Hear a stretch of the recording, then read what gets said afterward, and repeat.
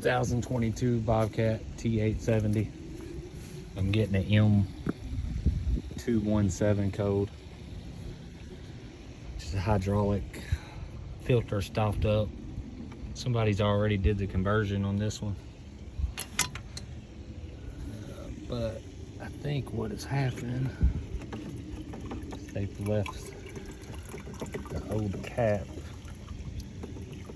down in here.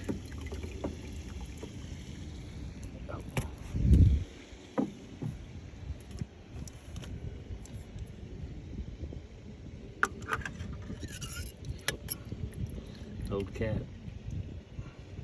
from the original Bobcat faulty filter.